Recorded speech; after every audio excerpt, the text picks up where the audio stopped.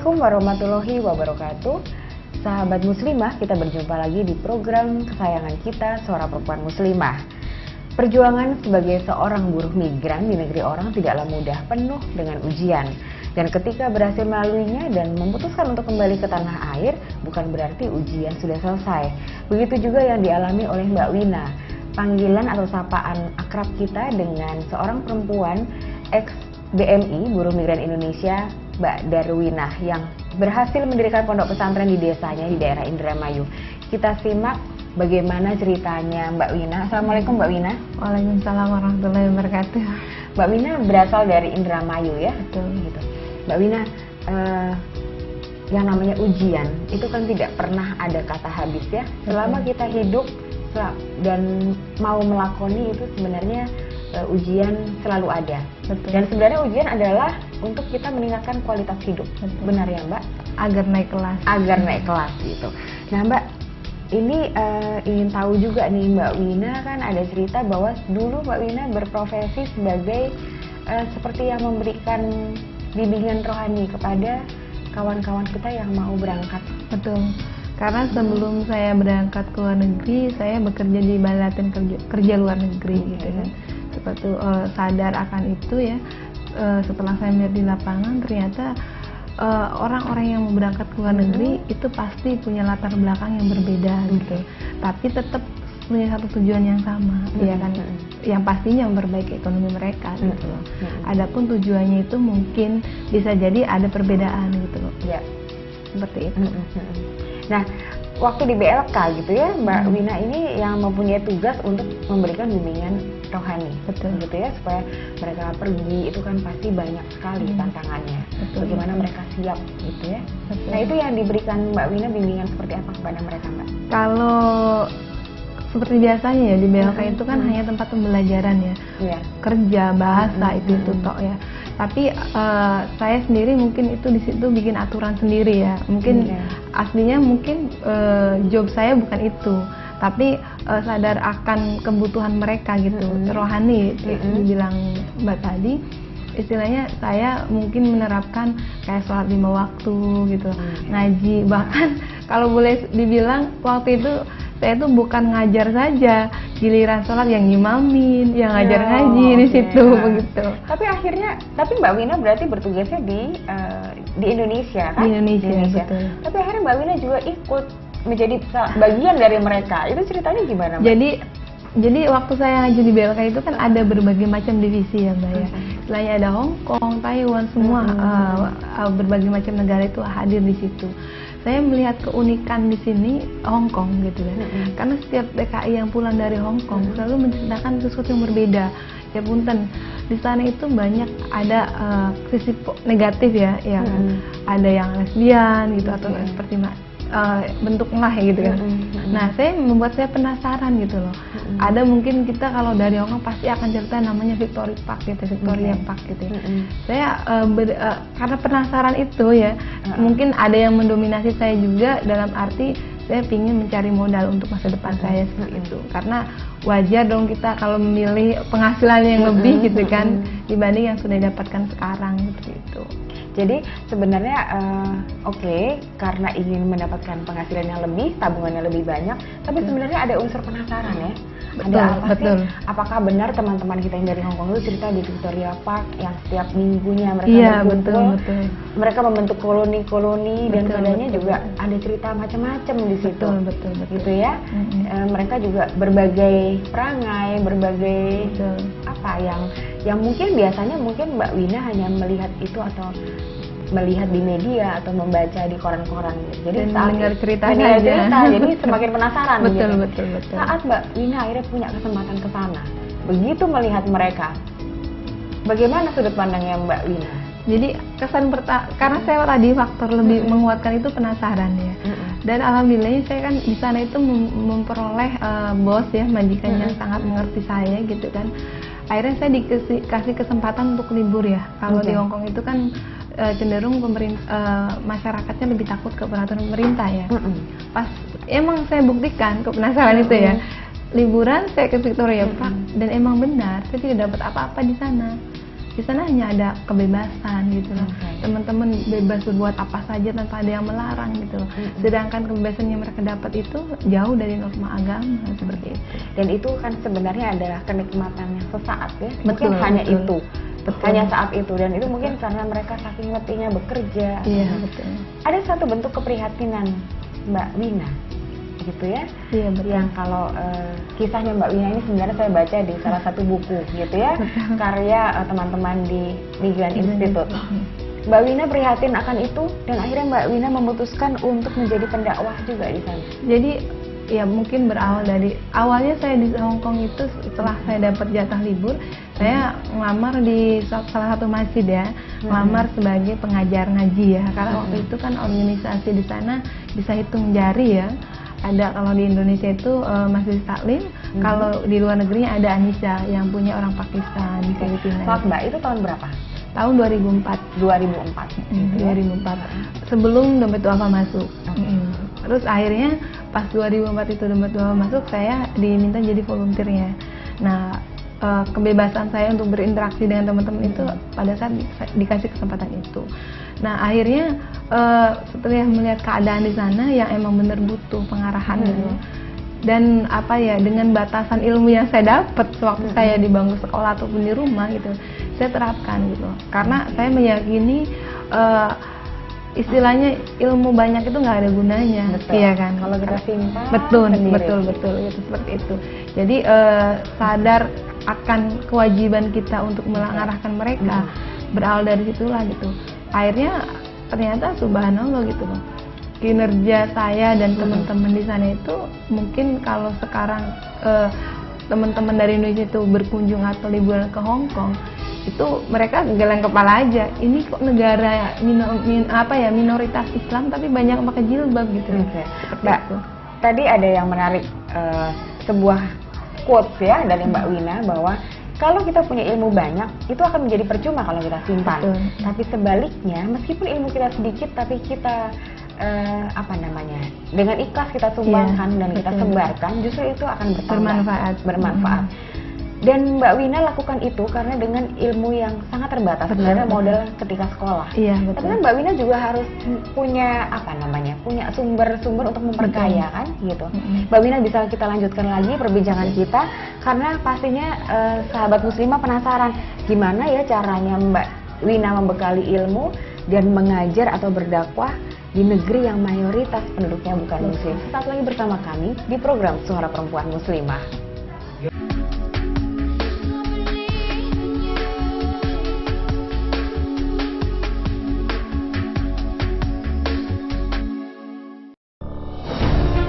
Ketika keindahan dunia merebak keselarasan, berbagi kemesraan.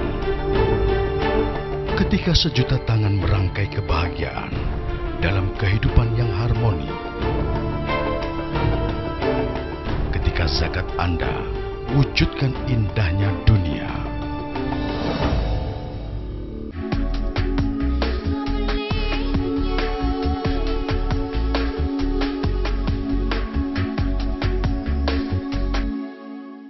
Sahabat muslimah, kita lanjutkan perbincangan kita dengan Mbak Wina ketika menjadi pendakwah di negeri orang ya. Mbak Wina tadi membekali ilmu gitu ya. Mbak Wina kan merasa sangat terbatas nih modalnya, tapi kan perlu dibekali. Betul. Gimana caranya Mbak? Pada waktu itu lagi-lagi saya bilang Dompet Duafa itu tadi ya, karena alhamdulillah karena saya merasakan kekurangan saya ya, akhirnya saya terlibat dalam akademisi dakwah. Waktu itu terbentuk dengan nama Ulil Albab, maksudnya pengkaderan. Jadi itu yang membentuk adalah Mbak Wina? Saya dan Dompet Duafa. Waktu itu saya, Mbak Egi, ada Mbak Anis. Seperti itu. Mungkin sekarang banyak pengurus-pengurus baru. Nah, ilmu yang saya dapatkan ketika istilahnya di sana, bekal saya untuk berdakwah ke teman-teman ya dari Ulil Albab itu. Karena Ulil Albab itu kan punya misi pengkaderan gitu ya. Jadi ini para pendakwah ini ada waktu sharing. Iya, gitu jadi ya? nanti didatangkan dari dai dari Indonesia, Oh. nanti yang men-training kita gitu. Jadi nanti diseleksi juga itu Mbak. Jadi saya itu bisa dakwah itu bukan karena saya mau dakwah, tidak. Ada ujiannya? Ada ujiannya Oke, gitu. ada lah. trainingnya ya? Iya, ada trainingnya gitu. Tidak. Terus apakah terus mendapatkan ada satu seperti Sertifikat. bukti begitu bahwa Ada. layak?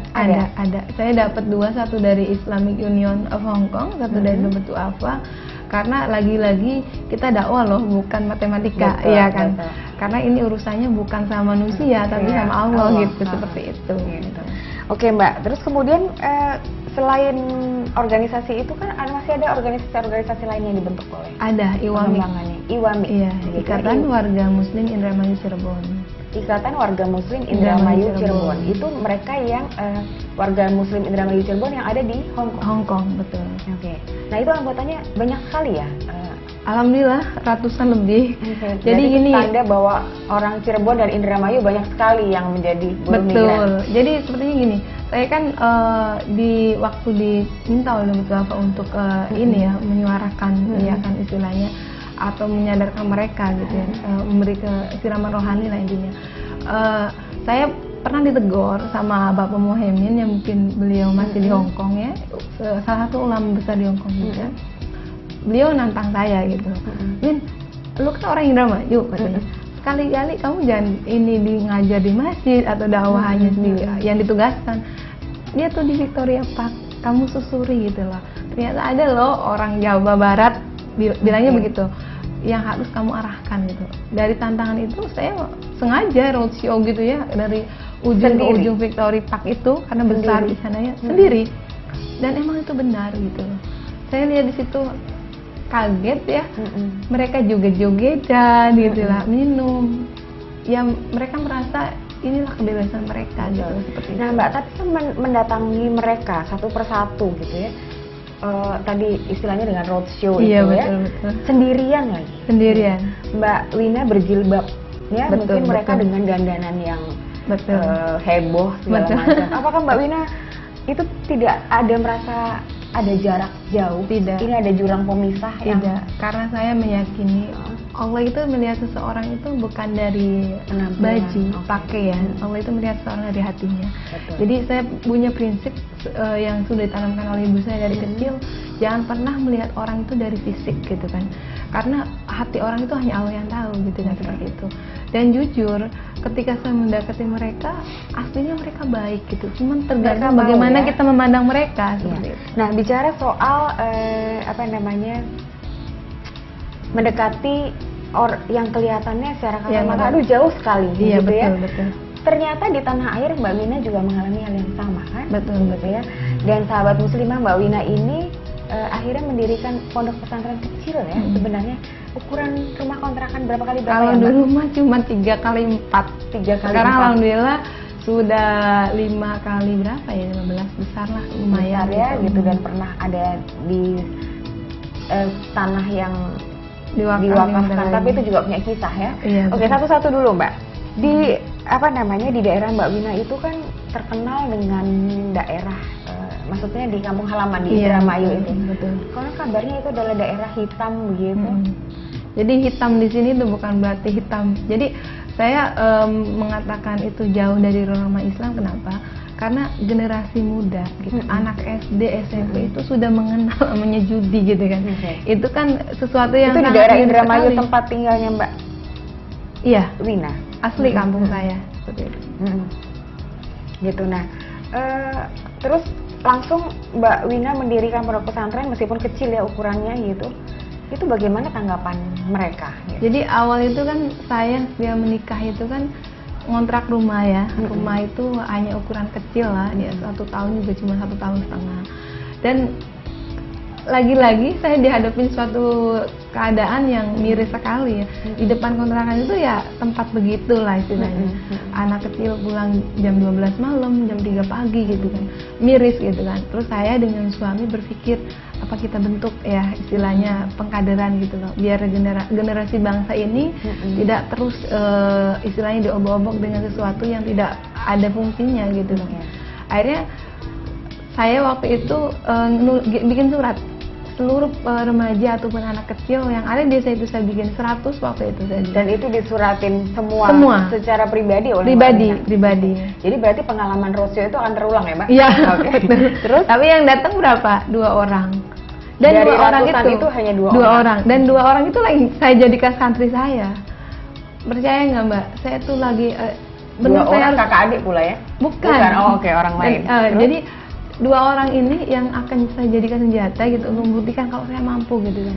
Nah akhirnya saya ngatur otak lagi ya gimana caranya saya punya berpikir gini, saya di Hong Kong bisa loh gitu ya, punya sekian banyak organisasi, menyadarkan mereka. Bahkan ada cerita menarik, Mbak, saya juga di Hong Kong itu sebagai fasilitator pendamping kelompok lesbian, ya, untuk dijadikan pencerah buat mereka. Saya berpikir saya bisa kok gitu kan. Kenapa di daerah sendiri tidak betul, bisa? apalagi itu dari kecil saya lahir di situ.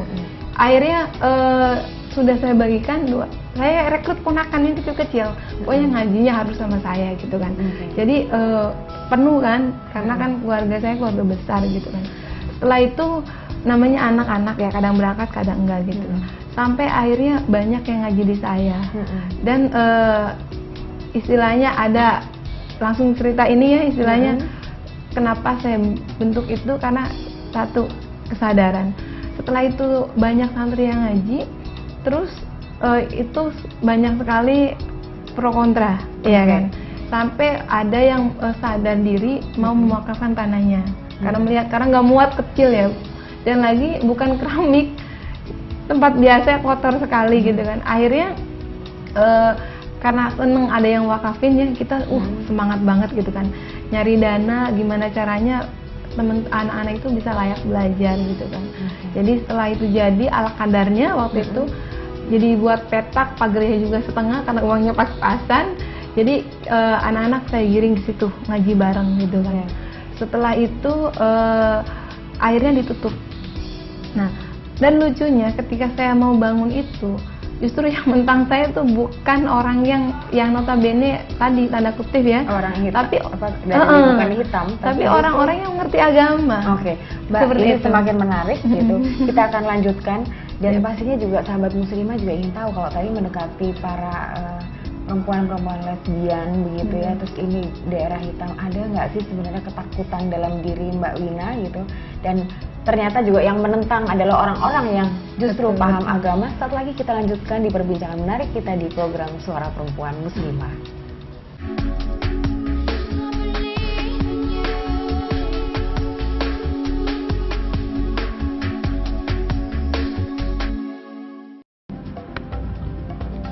Semangat kemenangan harus berasal dari sportivitas yang datang dari hati. Saya Bawang Pamungkas, saya zakat di Dompet Duafa. Keluarga adalah sumber inspirasi saya.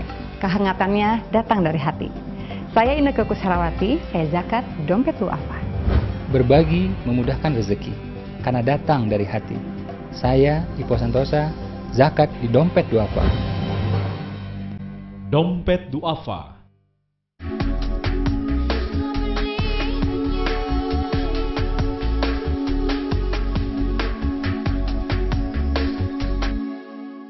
Sahabat muslimah, kita lanjutkan perbincangan kita dengan Mbak Wina. Mbak Wina, tadi tuh ada pertanyaan di akhir segmen ya gitu. Mbak Wina tuh ada nggak sih rasa khawatir tadi mendekati para perempuan lesbian? Terus bagaimana akhirnya yang dunia hitam itu menjadi apa? Berubah ya, menjadi berubah. Tapi kemudian begitu berubah membaik, justru Mbak Wina ditentangkan oleh orang-orang yang konon kabarnya paham akan agama. Betul. Bagaimana ya? Itu kan pasti hari-hari mencekam gitu. Ya itu kan istilahnya bagi segelintir orang yang tidak punya keyakinan. Dalam arti begini, istilahnya manusia itu kan kadang merasa yakin Allah itu ada, tapi beda dengan manusia yang mengatakan Allah itu ada di sini gitu kan, seperti itu. Nah, saya sendiri kenapa tidak merasa takut akan hal itu? Saya punya berpikir saya ini bener loh mau berbuat baik kan ya. Tapi emang pada kenyataannya gitu loh, banyak tantangan yang saya hadapin. Contoh di luar negeri ya. Saya pengen menanamkan bahwa kalian lo Islam gitu loh, tolonglah berbuat sesuatu yang sesuai dengan ajaran kita, sesuai dengan syariat yang diajarin. Saya pengen berdakwah aja, saya kayak orang mau ngelamar kerjaan, diinterogasi. waktu saya bikin Iwamik. Itu siapa Mbak yang Anak-anak yang notabene itu anti itu bilang gini, kamu bener orang Indramayu, bener. Sok ngomong bahasa Indramayu. Saya disuruh ngomong Indramayu, ya yang baik dan benar. Terus sampai semuanya dari hal pakaian pun saya dikomplain karena saya di sana pakai jubah ya, pakai gamis gitu kan, seperti itu. Bahkan kalau yang paling tragis itu saya di Hongkong pernah kasih minuman keras, kayak apa ya? Itu tuh anggur merah, gitu, kan kelihatannya tuh kayak Fanta gitu ya. Tapi saya sendiri nggak pernah punya pemikiran buruk gitu loh, karena saya yakin semua orang punya niatan baik ke saya. Nah, terus apa yang dilakukan pada saat ditawarkan itu? Saya terima dan subhanallah saya tuh nggak pernah punya perasaan. Dan selalu kalau kemana-mana dari Ulul Albab itu bawa tim untuk dampingin saya, ibu-ibu ya. Karena kalau saya kemana-mana pasti ada orang yang pengen ikut saya gitu kan. Terus, Bu, ibu kan lebih tua, minum duluan. Dan itu pun saya tidak ada berpikir itu tuh minum keras. Tapi ketika ada yang mungkin brutal lagi yang nggak terima gitu kan, dan tahu itu adalah minum keras, diambil terus dibanting depan saya kaget kan. Oh ini ada apa? Ribut di situ. Waktu itu saya ngisi acara di ulang tahun anak-anak yang seperti itu gitu kan. Karena nggak suka dengan tingkah saya katanya seperti itu. Akhirnya saya jadikan itu, oh ini belum seberapa dengan apa yang Allah kasih uji ke baginda Nabi seperti itu. Dan di Indonesia ini istilahnya justru saya itu bingung gitu ya. Kalau di Hongkong wajar saya banyak ditentang karena di sana minoritas kan Muslim gitu kan. Ada minoritas itu juga sebagian besar TKI Indonesia kan seperti itu. Ketika saya di Indonesia justru yang menentang saya itu orang-orang yang punya agama gitu kan. Contohnya seperti apa Mbak? Contohnya gini. Ketika saya pengen membangun pondok ngaji, saya ditentang. Bahasanya, ngapain kamu bikin gitu? Toh banyak musola kosong gitu kan seperti itu. Saya nih, kalau bahasa ulama, saya ini dari kecil loh di pesantren. Ya, udah gede istilahnya saya udah bekal agama cukup. Dan kamu anak kemarin sore kok mau menegakkan agama Allah di sini? Gak mungkin bisa. Banyak orang yang pingin menegakkan agama, toh mana hasilnya gitu.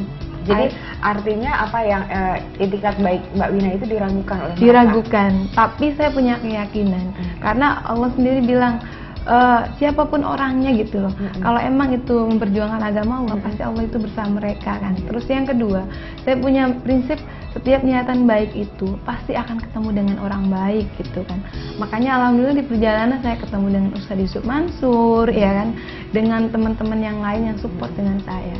Dan kabarnya pesantren Mbak Wina pun juga disupport oleh Ustaz Mansur ya. Saya juga mungkin di kesempatan ini berterima kasih dengan beliau ya, karena sampai sekarang alhamdulillah santri di kita sudah ratusan ya. Dan juga awal itu beliau juga melihat kita itu hanya kotak petak ya, ketika itu diambil lagi sama wakaf ya. Saya waktu itu percaya nggak Mbak, saya jadi cerita gini. Pagi itu saya launching. Di situ ada Ustaz Bilal yang launching kita di suruhannya Ustaz Yusuf Mansur. Malamnya pondok haji itu diminta Mbak. Tanah wakaf itu diminta. Saya nggak tidur Mbak semalaman. Waktu itu saya SMS Ustaz Yusuf Mansur, SMS Ustaz Armizi ya. Beliau itu direkturnya Darul Quran. Saya cerita, ya Allah, saya nggak minta bantuan. Saya doain saya kuat. Doain saya moga Allah bangunkan sebuah pondok ngaji buat anak-anak binaan saya, karena malam ini saya tidak memikirkan diri saya gitu kan, saya mikirkan gimana mereka gitu kan, ketika mereka sudah punya tempat yang layak untuk mereka menyalurkan bakatnya gitu kan, untuk mereka belajar kalamullah gitu. Kenapa justru mereka mendapat tantangan yang berat? Akhirnya percaya nggak Mbak, hari itu juga besok saya tarik ke kontrakan lagi. Berapa jumlah mereka Mbak? Waktu itu cuma 80-100an, nggak banyak karena kan rintisan awal ya Mbak. Dan subhanallah lewat tangan-tangan orang soleh itu jam 5:30 Ustaz Armizi, direktur Darul Quran, telepon saya, Win kenapa katanya, baru kemarin launching katanya, kok sekarang udah sedih lagi gitu kan. Terus akhirnya istilahnya saya cerita, mereka itu tahu saya waktu di Hongkong seperti apa ya. Kalau saya ingin berkaya diri, saya bisa aja no comment, nggak peduli dengan mereka gitu. Akhirnya ya udah, lu punya tanah nggak gitu? Oh ada, tapi kan waktu itu saya beli tanah juga sertifikatnya saya ingin ke temen gitu kan, biar bisa. Akhirnya ya udahlah nggak masalah. Emang kasus seperti itu nggak cuma kamu saja. Emang kasus wakaf itu pasti sumbunya nggak akan bagus. Ya, Dan akhirnya alhamdulillah Mbak Wina dibantu waktu itu 50 juta. 50 juta dan akhirnya bisa punya pondok pesantren sendiri ya? Ya, bukan itu aja Mbak. Dari berkah, kalau saya maksud itu bilang berkah. Karena apa? Saya itu kan waktu malam itu saya dizolimin istilahnya, kalau bahasa kasarnya, saya hanya minta sama Allah, ya Allah bangunkan tempat ngaji buat anak-anak gitu kan. Akhirnya percaya nggak Mbak, 30 hari pas, nggak kurang nggak lebih, saya dikasih rumah, pondok, ya kan, semuanya, ya kan. Jadi panjang banget Mbak itu saya habis 350 juta Mbak. Logikanya Mbak, sehari saya dapat uang dari mana gitu kan. Dilalanya itu material, apa semua minjemin ke saya gitu. Yang ngebantu cuman dari Darul Quran saja. Tapi semuanya itu dari teman-teman yang support ke saya seperti itu. Dan saya lagi-lagi awalnya nggak percaya, apakah ini rumah saya, ini pondok saya gitu. Nah, akhirnya saya punya berpikir emang bener gitu, kalau kita yakin gitu akan kekuasaan Allah gitu kan. Itu pasti semuanya apa yang di mata manusia sangat sulit, betul ya, tapi itu akan menjadi sangat mudah, betul, gitu ya. Betul. Mbak Wina, sahabat muslimah, dari saya tadi mengikuti apa ceritanya Mbak Wina gitu ya. Mbak Wina menceritakan dengan semangat, ada air mata juga di situ, tapi juga apa namanya ada tersenyum gitu ya. Nah Mbak, dari air mata yang sudah kasarnya ini air mata darah gitu ya, Mbak Wina kan akhirnya mendapat penghargaan. Penghargaan dari Gubernur Jawa Barat di tahun 2012 sebagai penggerak perubahan di masyarakat, dan juga barusan saja mendapat apresiasi dari Bapak Duafa sebagai wanita pejuang Indonesia berdaya. Iya, betul. Memang sih sebenarnya bukan penghargaannya ya Mbak. Betul. Gitu, tapi apa, punya nilai sendiri gimana pandangan Kalau Mbak? saya sendiri sih itu saya jadikan sebagai apa ya? Kalau bahasa kedokteran vitamin buat saya, yang mungkin dijadikan sebenarnya kalau saya dapat apresiasi ataupun penghargaan itu beban aslinya. Walaupun mungkin sebagian orang mengatakan itu kebanggaan. Kenapa saya beban untuk memegang amanah itu nanti ke depannya? Karena jujur saya merupakan kewajaran kalau saya dapat itu. Mungkin ini pujian buat saya sendiri ya. Karena jujur dalam beberapa bulan yang lalu tempat yang saya bangun itu hampir mau dihancurkan itu loh Pak. Ini berarti ada cerita yang lebih ini lagi. Dan Okay. itu juga saya sendiri nggak habis pikir, ya Allah, kenapa sih orang itu nggak pernah puas gitu loh dengan apa yang saya dapat. Dan akhirnya lagi-lagi saya selalu disemangatin oleh teman-teman itu, Win, semakin tinggi pohon itu semakin kencang. Tapi logikanya loh, ini loh bukan uang masyarakat gitu kan ya, tapi kok tega-teganya gitu loh. Percaya nggak Mbak, itu Mbak satu kampung Mbak. Saya inget banget, habis siangnya itu ada pengajian, malamnya itu karena yang wakafin itu RT setempat, sedangkan di lingkungan saya itu kan notabene SDM-nya kurang Mbak, terlalu mudah diprovokasi ya. Akhirnya mereka terprovokasi, dan percaya nggak Mbak, hal itu saya alamin, hal-hal yang di TV yang saya lihat ya, itu saya alami sendiri. Dan lucunya ibu saya begini, karena saya sudah sering diuji begitu ya, masuk ke rumah, loh kamu kok di dalam rumah diem aja, itu loh di luar mau geruduk-geruduk, loh ibu kok gimana sih, kita kan punya Allah gitu kan. Saya refleks bilang begitu ya, mungkin kekuatan teman-teman yang menguatkan saya gitu kan. Percaya nggak Mbak, ingat kejadian saat baginda Nabi sembunyi di Gua Hiro dengan Abu Bakar berdua, iya kan, akhirnya dilindungi oleh kan sarang laba-laba itu kan dengan burung-burung ya. Saya ingat kejadian itu Pak. Pada waktu itu ya saya mau digerebek, itu angin kenceng Mbak, kayak merobohkan gitu ya, dan bubar. Dan paginya Mbak, adik saya kan orang hukum ya, bilang, sok siapa yang bilang kakak saya begini-begini, silakan buktikan kalau emang kakak saya membangun semua ini dari harta, proposal, dapat bantuan gitu kan, akhirnya untuk kepentingan sendiri. Buktikan, kalau emang buktikan, siap saya masuk penjara berapa ratus pun, ataupun sampai mati pun saya siap gitu kan. Tapi kalau nggak kebukti, satu kampung ini saya masukkan penjara. Subhanallah, 2 harinya semua pada minta maaf Mbak. Karena emang lagi-lagi mereka nggak salah, karena mereka masyarakat yang notabene SDM-nya kurang dan mudah terprovokasi. Dan subhanallah, keajaiban dari kuatnya saya ngadepin semua itu, sekarang alhamdulillah Mbak, saya udah punya rumah tahfidz yang saya bina ya, sudah 5, kalau dikalkulasi hampir 300 lebih. Dan itu rumah tahfidz Quran gratis loh Mbak. Subhanallah, alhamdulillah gitu ya Mbak. Dan saya melihat dari air mata Anda, dari senyum Anda, bahwa Anda sangat mencintai anak-anak di pondok pesantren Anda, dan insya Allah semuanya mereka akan kelak akan menjadi generasi penerus. Amin, amin. Dan meneruskan cita-cita Mbak Wina. Amin. Sahabat muslimah, perubahan adalah awal kesuksesan, dan siapapun yang ingin sukses harus mau berubah. Kesuksesan hidup sejati tidak akan bisa dinikmati bila hidup kita hari ini, esok, dan seterusnya itu sama saja. Pasti harus berani membuat sebuah perubahan untuk kehidupan yang lebih baik. Wassalamualaikum warahmatullahi wabarakatuh.